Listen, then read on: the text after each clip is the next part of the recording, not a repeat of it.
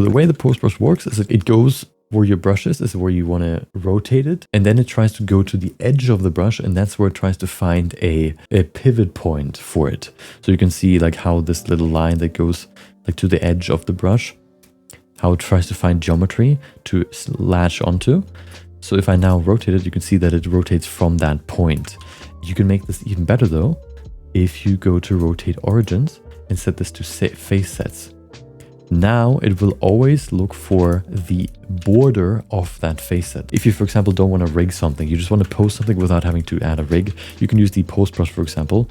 Just face set everything so that everything is set, that you basically, where the bones would be is where each face set is. Let's say we do it this way. Now, if I do the pose brush, it only uses the front, and then if I do this, it only goes to this section. You can also see if I make the brush bigger and it encapsulates multiple face sets, it then goes to the border of the least included face set, I guess you could call it. You can see here, if it's smaller, it only takes the turquoise one. If it also is bigger, it also includes the pink one. And that's how you can adjust like where the pivot point would be.